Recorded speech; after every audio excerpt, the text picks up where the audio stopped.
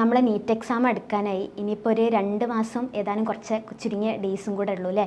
അപ്പം കുറേ പേർക്ക് വരുന്ന കൺഫ്യൂഷൻസാണ്. ഇനിയുള്ള സമയം എന്ത് ചെയ്യും, എക്സാംസ് എഴുതണോ അതോ വെറുതെ ഇരുന്ന് പഠിച്ചാൽ മതിയോ, അല്ലെങ്കിൽ ഇപ്പം ഇവിടുന്ന് തന്ന ഷെഡ്യൂൾ ഫോളോ ചെയ്താൽ മതിയോ, അതോ ഞാൻ അതിൻ്റെ പുറമെ എൻ്റെതായിട്ട് കുറേ ഷെഡ്യൂൾ ഇട്ടിട്ട് ചെയ്യണോ, എന്തൊക്കെയാണ് ചെയ്യേണ്ടതെന്നുള്ള ഭയങ്കര കൺഫ്യൂഷൻസാണ്. ഇടയ്ക്കിങ്ങനെ ടോക്കിനൊക്കെ പോകുമ്പം അങ്ങനെ കുറേ ക്വസ്റ്റ്യൻസ് വരാറുണ്ട്. ഇങ്ങനെ ഇത്തരത്തിലുള്ള ഇത് സ്ഥിരമുള്ള ക്വസ്റ്റ്യൻസിൽ പെട്ടതാണ്. അപ്പം അതിനൊക്കെ ഉള്ളൊരു ആൻസർ എന്നുള്ള രീതിയിലാണ് ഞാനിന്ന് സംസാരിക്കാൻ ഉദ്ദേശിക്കുന്നത്.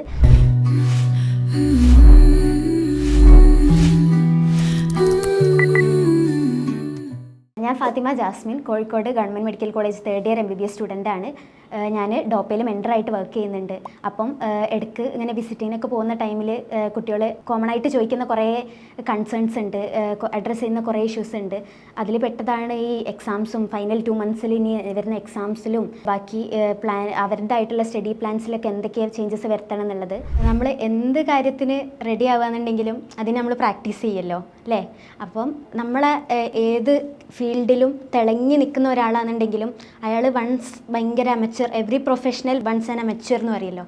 അപ്പം അതുപോലെ തന്നെയാണ് ഈ നീറ്റിൻ്റെ കാര്യത്തിൽ വരികയെന്നുണ്ടെങ്കിലും. ഇപ്പം ഞാനാണെന്നുണ്ടെങ്കിലും തുടങ്ങിയ സമയത്ത് ഒരുപാട് ബുദ്ധിമുട്ടുകളുണ്ടായിരുന്നു, ഒരുപാട് ഇൻസെക്യൂരിറ്റീസ് ഉണ്ടായിരുന്നു. ഇപ്പം നമ്മൾ എത്ര പഠിച്ചാലും കിട്ടാത്ത കുറേ സാധനം ഉണ്ടായിരുന്നു. നമുക്ക് എന്നെക്കൊണ്ട് പറ്റുമോ, ഇത് വേറെ ആർക്കോ ഉള്ളതാന്ന് പറഞ്ഞ് തോന്നിയ കുറേ സാധനങ്ങളൊക്കെ ഉണ്ട്.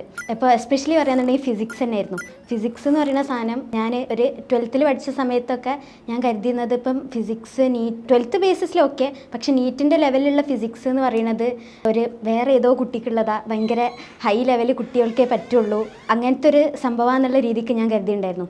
പക്ഷേ ശരിക്കും അങ്ങനെയല്ല. പിന്നെ ഞാൻ റിപ്പീറ്റ് ചെയ്യാൻ പോയ ആ ടൈമിൽ ഞാൻ ആദ്യം തന്നെ മനസ്സിലുറപ്പിച്ചൊരു സാധനമാണ്, ഇത് അങ്ങനെ വലിയ സംഭവമൊന്നുമില്ല, ഇനി ഞാൻ വിചാരിച്ചു കഴിഞ്ഞാൽ എന്നെക്കൊണ്ട് പറ്റണതേ ഉള്ളൂ. അതാണ് ഫസ്റ്റ് തിങ് എന്ന് പറയുന്നത്. നമ്മളെ ബിലീവ് ചെയ്യുക, അതിൽ എത്രത്തോളം നമുക്കത് നമ്മൾ വിചാരിച്ചു കഴിഞ്ഞാൽ നേടിയെടുക്കാൻ പറ്റുന്നതേ ഉള്ളൂ എന്നുള്ളത് സാധനം ഒന്ന് ഉറപ്പിച്ചെടുക്കുക എന്നുള്ളതാണ്. അപ്പം ഞാൻ ഫസ്റ്റ് തിങ് എനിക്ക് പ്രിപ്പറേഷനിൽ തന്നെ ഏറ്റവും ഭയങ്കര ഒരു മൈൽ സ്റ്റോൺ എന്ന് വേണമെങ്കിലും പറയാം. അത് അങ്ങനത്തെ ഒരു സാധനമാണ് ഈ ട്രസ്റ്റ് എന്നുള്ള സെൽഫ് ബിലീഫ് എന്ന് പറഞ്ഞ ഒരു സാധനത്തിലേക്ക് എത്തിയത്. ഫിസിക്സ് എന്നെക്കൊണ്ട് പറ്റും, ഇത് ഇങ്ങനെയൊക്കെ രീതിയിൽ ചെയ്ത് കഴിഞ്ഞാൽ നേടിയെടുക്കാൻ പറ്റുന്നതേ ഉള്ളൂ എന്നുള്ള ആ ഒരു വിശ്വാസം അങ്ങനെ ഉണ്ടാക്കിയെടുത്തു. അതിൻ്റെ ശേഷം ഞാൻ എന്ന് വെച്ചാൽ തുടക്കത്തിൽ കുറേ ബുദ്ധിമുട്ടുണ്ടായിരുന്നു. പക്ഷേ പിന്നെ ആ ഒരു പ്രാക്ടീസ് ഒരുപാട് എക്സാംസ് എഴുതി, എത്രയോ ക്വസ്റ്റ്യൻസ് എഴുതി.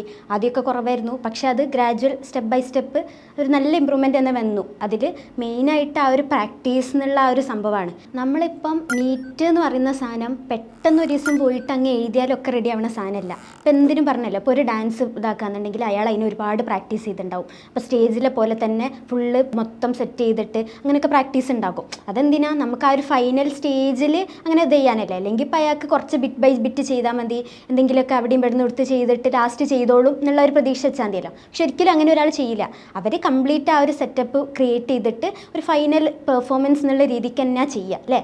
അപ്പോൾ അതുപോലെ തന്നെയാണ് നമ്മൾ നീറ്റ് എന്ന് പറയുന്നത്. പെട്ടെന്ന് ഒരു ദിവസം അന്ന് പോയിട്ട് എഴുതിയാൽ മതിയല്ലോ. ഇപ്പോൾ കുറേ പേരിൽ കാണുന്ന ഒരു ടെൻഡൻസിയാണ്. ഇപ്പം എന്തായാലും നീറ്റിന് പഠിക്കുമ്പം ഒരിക്കലും 100% പ്രിപ്പയർഡ് ആയിട്ട് ഒരു എക്സാം എഴുതിയില്ല. ഈവൻ ഫൈനൽ നീറ്റ് പോലും നമ്മളങ്ങനെ 100% പ്രിപ്പയർഡോ എല്ലാം അറിഞ്ഞിട്ടൊന്നുമില്ല എഴുതണത്. കുറച്ചൊക്കെ പാളിച്ചുണ്ടാവും, കുറച്ചൊക്കെ നമുക്ക് അറിയാത്ത കുറേ ടോപ്പിക്സ് ഒക്കെ ഉണ്ടാവും. പക്ഷെ അതൊക്കെ അറിഞ്ഞുകൊണ്ട് തന്നെയാണ് നമ്മൾ പോയി എഴുതുന്നത്. അപ്പം ഒരിക്കലും 100% പ്രിപ്പയർഡ് ആയിട്ട് ഞാൻ എക്സാം എഴുതിക്കോളാം എന്നിട്ടുള്ള സംഭവം മതി എന്നുള്ള ഒരു സാധനം ഇല്ല. അപ്പം നമ്മൾ നീറ്റിൻ്റെ ഈ കാര്യത്തിൽ മെയിനായിട്ട് ശ്രദ്ധിക്കേണ്ട ഒരു കാര്യമാണ്, നമ്മളെ ഇൻസ്റ്റിറ്റ്യൂട്ട് ഒരു പ്ലാൻ തരും. അതിൽ ഒരുപാട് എക്സാംസ് ഉണ്ടാവും. നമ്മൾ മാക്സിമം അതനുസരിച്ചിട്ട് പ്രിപ്പയർ ചെയ്യാൻ വേണ്ടിയിട്ട് ശ്രമിക്കും. അതിൻ്റെ ഒപ്പം ക്യാച്ചപ്പ് ചെയ്യാനും പഠിച്ചെടുക്കാനൊക്കെ ശ്രമിക്കും. പക്ഷേ എല്ലാ ടോപ്പിക്കും നമ്മൾ ആ ഒരു സാറ്റിസ്ഫാക്ഷൻ, ഒരു പെർഫെക്റ്റ് ലെവലിൽ നമ്മൾ എത്തിയിട്ടുണ്ടാവില്ല എന്ന് കരുതിയിട്ട് നമ്മൾ ആ ഒരു എക്സാം സ്കിപ്പ് ചെയ്ത് കഴിഞ്ഞാൽ അത് മഹാമണ്ടത്തര. ഒരുപാട് ഇപ്പോൾ കുട്ടികളിപ്പോൾ ഞാൻ ടോക്സിന് പോകുമ്പോഴും ഒക്കെ കാണുന്ന കുറേ അബദ്ധങ്ങളാണ്. എന്ന് വെച്ചാൽ ചിലപ്പോൾ കുറേ പെൻഡിങ് ഉണ്ടാവും, അതുകൊണ്ട് ഈ എക്സാം അറ്റൻഡ് ചെയ്യുന്നില്ല, അല്ലെങ്കിൽ ഇന്ന എക്സാം അത് ഞാൻ എഴുതണോ, അല്ലെങ്കിൽ ഇന്ന ക്ലാസ് ഇപ്പം ചിലപ്പോൾ ലൈവൊക്കെ ഉണ്ടാവും, അത് ഞാൻ സ്കിപ്പാക്കിയാലോ, അങ്ങനെ എന്തെങ്കിലുമൊക്കെ അത് വേറെ ഒന്ന് തീർക്കാൻ വേണ്ടിയിട്ട് ഇതവിടെ മാറ്റി വെക്കുക. അതൊരിക്കലും ചെയ്യാൻ പറ്റില്ല.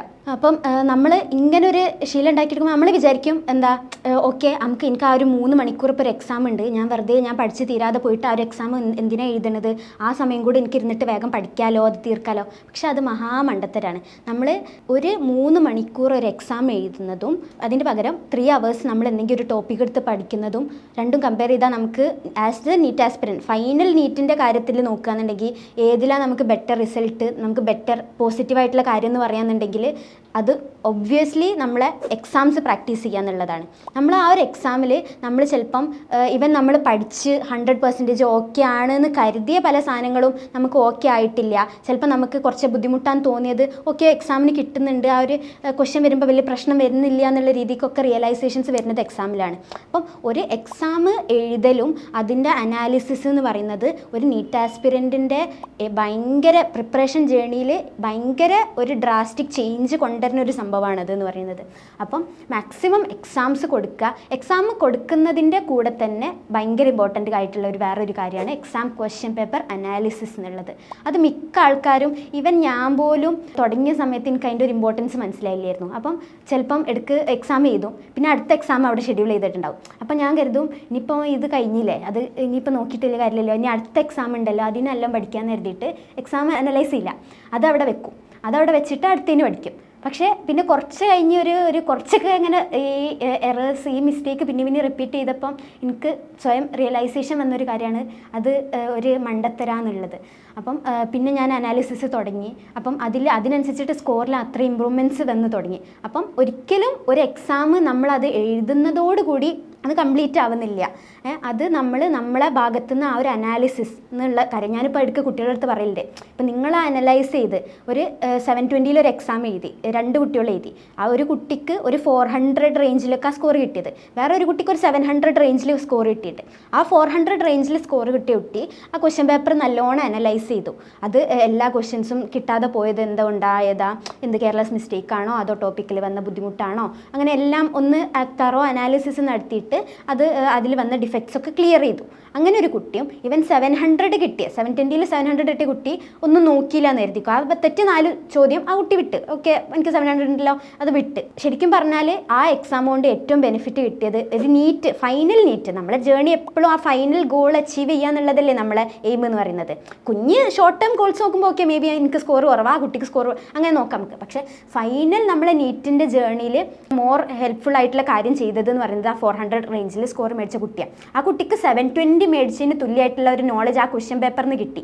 ആ ക്വസ്റ്റ്യൻ പേപ്പർ ആ കുട്ടി കിട്ടിയാൽ അതിന് 720 കിട്ടും, അങ്ങനത്തെ കുട്ടിയാണ്. പക്ഷേ ആ 700 കിട്ടിയാൽ 4 ചോദ്യം വിട്ടു, ആ കുട്ടി അപ്പോഴും 700 തന്നെ നിൽക്കുന്നത്. അപ്പം പറയാനുള്ളൊരു കാര്യം എന്ന് പറഞ്ഞാൽ നമുക്ക് ഇവിടെ തരുന്ന ഷെഡ്യൂള് നമ്മളെ ഏത് ഇൻസ്റ്റിറ്റ്യൂട്ടാണോ, whichever be the institute, trust the plan put by them കേട്ടോ.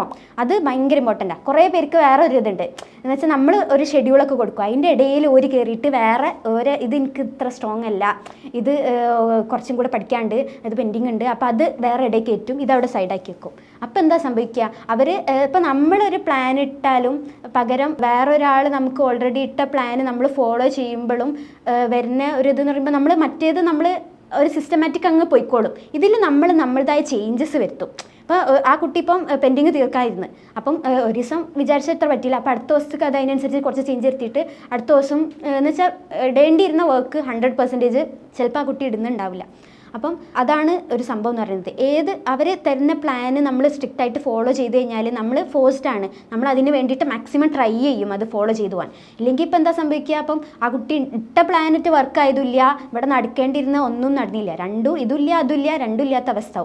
അതാണ് വേറൊരു കുറേ പേര് ചെയ്യുന്നൊരു ബ്ലണ്ടർ എന്ന് പറയുന്നത്. അപ്പം അതെന്തായാലും ചെയ്യാതിരിക്കുക. നമ്മളെ ഇൻസ്റ്റിറ്റ്യൂട്ട് അവർ ഒരുപാട് അനാലിസിസും വർഷങ്ങളായിട്ട് കുട്ടികളെ കണ്ടിട്ട് അവർക്ക് എന്തൊക്കെയാണ് മിസ്റ്റേക്സ് വരുന്നത്, എങ്ങനെയൊക്കെ അവരിൽ ഇമ്പ്രൂവ്മെൻറ്റ് വരുത്താം എന്നുള്ള കാര്യം തെറോ ആയിട്ട് അനലൈസ് ചെയ്തിട്ട് ഇടുന്ന ഒരു ഷെഡ്യൂളാണ്.